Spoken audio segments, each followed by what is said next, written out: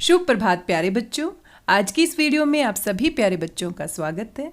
आज हम पढ़ने वाले हैं हमारी हिंदी की कार्यपत्रिका क्रम संख्या 109, जो कि हमारे पाठ स्वतंत्रता की ओर पर आधारित है। प्यारे बच्चों, हिंदी कार्यपत्रिका के प्रश्नों को हल करने से पहले आपको अपनी हिंदी की कॉपी में ऊपर दी गई सभी जानकारी सिर्फ और सिर्फ हिंदी में लिखनी है। सबसे पहले आप लिखेंगे हिंदी कार्यपत्रिका क्रम संख्या 109, दिनांक 16/11/2020 यानी 16 नवंबर 2020। कक्षा 4 A, B, C सेक्शन की जगह आपको अ, ब या स लिखना है। पाठ्य पुस्तक आपकी रिमझिम है। पाठ हमारा स्वतंत्रता की ओर है, जो कि आप अच्छे से पढ़ चुके हैं। विद्यार्थी का नाम, यहाँ पर आपको अपना नाम लिखना है। शिक्षक या शिक्षिका का नाम, यानी यहाँ पर आपको अपने हिंदी के अध्यापक या हिंदी की अध्यापिका का नाम लिखना है। ये सभी जानकारियाँ लिखने के बाद ही आपको अपनी हिंदी की कार्यपत्रिका के प्रश्नों को हल करना है। आइए पढ़ते हैं आज की हमारी हिंदी की कार्यपत्रिका। पाठ संबंधी क्रियाकलाप। बच्चों, हमने अभी तक पाठ स्वतंत्रता की ओर के बारे में बहुत कुछ पढ़ा। आइए पाठ के बारे में कुछ नया सीखते हैं। सबसे पहला प्रश्न है, पाठ से लिए गए इस अनुच्छेद को पढ़िए व नीचे लिखे प्रश्नों के उत्तर दीजिए।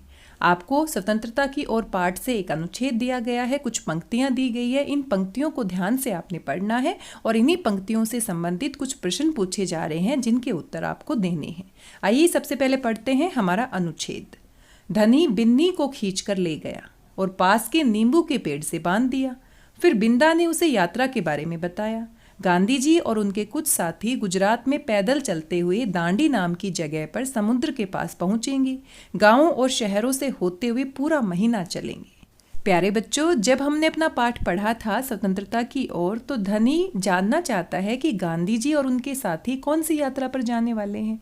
और बिंदा चाचा से पूछने पर बिंदा चाचा धनी को बताते हैं कि गांधी जी अपने साथियों के साथ गुजरात में पैदल चलते हुए दांडी नाम की जगह पर यात्रा करने के लिए जा रहे हैं और यह यात्रा लंबी होने वाली है। गांवों और शहरों से होते हुए लगभग पूरा महीना उनको चलना है। इसी अनुच्छेद पर आधारित आपसे कुछ प्रश्न पूछे गए हैं। आइए देखते हैं। सबसे पहला प्रश्न क, गांधी जी दांडी जाकर क्या करने वाले थे। प्यारे बच्चों, आप सभी जानते हैं गांधी जी अपने साथियों के साथ दांडी जाकर वहां पर समुद्र के पानी से नमक बनाना चाहते थे। तो इसके उत्तर में आप क्या लिखेंगे? गांधी जी दांडी जाकर नमक बनाने वाले थे। दूसरा प्रश्न आपसे पूछा गया है, दांडी नामक जगह किस राज्य में है। जब आपने पाठ को पढ़ा और अनुच्छेद को पढ़ा तो आपने देखा दांडी नामक जगह गुजरात राज्य में स्थित है। तीसरा प्रश्न है ग, समुद्र शब्द का पर्यायवाची शब्द लिखकर वाक्य बनाइए। और पर्यायवाची शब्द क्या होते हैं? समानार्थी शब्द।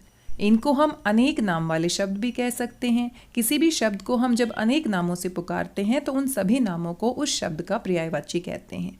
तो समुद्र को हम किस नाम से और पुकार सकते हैं? समुद्र को हम सागर भी कह सकते हैं, सिंधु भी कह सकते हैं। और कोई भी एक शब्द आप चुनिए और उससे फिर वाक्य बनाइए। सागर में ऊंची ऊंची लहरें उठती हैं, या कोई और वाक्य भी आप बना सकते हैं। समुद्र का पर्यायवाची शब्द क्या होगा? सागर। और सागर से आपने एक वाक्य बनाना है जिसमें सागर शब्द का प्रयोग किया गया हो। आइए हमारा अगला प्रश्न देखते हैं। गद्यांश में से निम्नलिखित शब्दों के पर्यायवाची शब्द ढूंढकर लिखिए। वृक्ष, वृक्ष को और किस नाम से पुकार सकते हैं, जो कि हमारे अनुच्छेद में भी दिया गया है। धनी बिन्नी को खींचकर ले गया और पास के नींबू के पेड़ से, पेड़ यानी वृक्ष, वृक्ष का पर्यायवाची शब्द क्या होगा? पेड़। और दूसरा शब्द हमसे पूछा गया है दोस्त। गांधी जी और उनके कुछ साथी, जो हमारे दोस्त होते हैं उनको हम साथी भी कह सकते हैं, मित्र भी कह सकते हैं, बंधु भी कह सकते हैं, सखा भी कह सकते हैं। तो ये सभी दोस्त के क्या है? पर्यायवाची शब्द। और हमारे अनुच्छेद में दोस्त का पर्यायवाची शब्द क्या ढूंढा है हमने? साथी। इसलिए यहाँ पर आप लिखेंगे वृक्ष का पर्यायवाची शब्द है पेड़ और दोस्त का पर्यायवाची शब्द है साथी। आइए अगला प्रश्न देखते हैं। प्रश्न संख्या 2। बच्चों, हमने पढ़ा था कि किसी शब्द का विपरीत अर्थ बताने वाले शब्द विपरीतार्थक या विलोम शब्द कहलाते हैं। आइए पाठ में दिए कुछ शब्दों को उनके विलोम शब्दों के सामने लिखते हैं। प्यारे बच्चों, आप सभी जानते हैं विलोम शब्द क्या होते हैं। उल्टे अर्थ वाले शब्दों को हम क्या कहते हैं? विलोम शब्द। जैसे आगे का उल्टा क्या होगा? पीछे। दिन का उल्टा क्या होगा? रात। ऊंचा, नीचा। इस तरह से हम विपरीत अर्थ वाले शब्दों को विपरीतार्थक या विलोम शब्द कहते हैं। हमारे पाठ स्वतंत्रता की ओर में अनेक शब्द आए हैं, आप देख सकते हैं। समस्या, स्वतंत्र, कमजोर, अन्याय और विरोध। और आपको क्या करना है, आपको ये सभी शब्द दिए गए हैं और इनके विलोम शब्दों को आपने साइड में लिखना है। सबसे पहला है समर्थन। समर्थन करना यानी किसी की बात से सहमत होना, किसी की बात में अपनी हामी भरना। अब इसका विपरीत क्या हो सकता है, विलोम क्या हो सकता है, किसी की बात के लिए मना करना या फिर उसकी बात के खिलाफ जाना या फिर उसका विरोध करना। तो समर्थन का विपरीतार्थक क्या होना चाहिए, विरोध। दूसरा शब्द है परतंत्र। परतंत्र का अर्थ होता है गुलाम। पर यानी दूसरों के, तंत्र यानी अधीन रहना। जब दूसरे लोग हमारे ऊपर अपना शासन करते हैं तो हम गुलाम हो जाते हैं, परतंत्र कहलाते हैं। अब इसका विपरीत अर्थ क्या हो सकता है, आज़ादी, और आज़ादी को हम क्या कहते हैं, स्वतंत्र। परतंत्र का विपरीत अर्थ क्या होगा, स्वतंत्र। अगला हमारा शब्द है ताकतवर। ताकतवर तो आप सभी जानते हैं, शक्तिशाली। और इसका विपरीत उल्टा अर्थ देने वाला कौन सा शब्द हो सकता है, कमजोर। जिसमें ताकत नहीं होती, शक्ति नहीं होती, वो क्या होता है, कमजोर। अगला हमारा शब्द है समाधान। समाधान यानी किसी भी समस्या का हल करना। तो समाधान तो हमें हल मिल गया, और इसका विपरीत अर्थ क्या होगा, समस्या। समस्या और उसका समाधान। न्याय। न्याय का विपरीत अर्थ आप सभी को पता है, अन्याय। अ लगाने से हमारा शब्द क्या बन जाएगा, विपरीतार्थक बन जाएगा। न्याय करना यानी सही बात करना किसी के साथ, और अन्याय करना यानी दूसरों के ऊपर अत्याचार करना, उनके साथ बुरा करना। इस तरह से आपने लिखने हैं समर्थन का विरोध, परतंत्र का स्वतंत्र, ताकतवर कमजोर, समाधान समस्या, न्याय अन्याय। ये सभी एक दूसरे के क्या हैं, विलोम शब्द। आइए अगला प्रश्न देखते हैं। प्रश्न संख्या 3। निम्नलिखित पतंगों में से उन पतंगों को खोजकर उनमें रंग भरिए जिनमें शब्द की सही वर्तनी लिखी हुई है। वर्तनी यानी कि शुद्ध रूप जो लिखा हुआ है, उसी शब्द वाली पतंग को आपने चुनना है और उसी में आपने रंग भरना है। जो सही मात्राओं के साथ शब्द लिखे गए हैं उसी को हम क्या कहते हैं, शुद्ध वर्तनी। आप यहाँ पर 2 पतंग देख पा रहे हैं, एक में महात्मा लिखा है और एक में महात्मा लिखा है। दोनों में अंतर क्या है, एक में त पूरा है और एक में त आधा है। तो आप याद कीजिए, पाठ पढ़ते वक्त आपने ध्यान से अगर पढ़ा है, शब्दों को अच्छे से देखा है, तो वहाँ पर कौन सा शब्द सही था, जिसकी मात्राएं बिल्कुल सही थी। तो महात्मा में आधा त आता है, महात्मा। तो इस वाली पतंग को आपने क्या करना है, रंग भरना है। इसी प्रकार से 2 और शब्द हैं, जुलूस और जुलूस।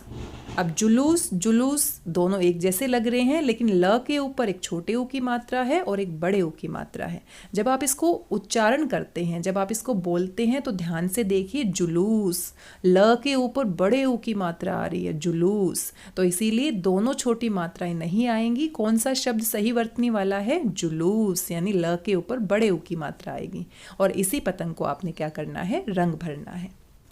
प्यारे बच्चों, जब आप पाठ को पढ़ते हैं तो शब्दों को ध्यान से देखिए, ताकि आप मात्राओं को अच्छे से देखेंगे। तो जब आप उन्हीं शब्दों को अपनी कॉपी में लिखेंगे तो आप पहचान कर पाएंगे कि कौन सा शब्द शुद्ध वर्तनी वाला है और कौन सा शब्द अशुद्ध है, यानी गलत वर्तनी वाला है।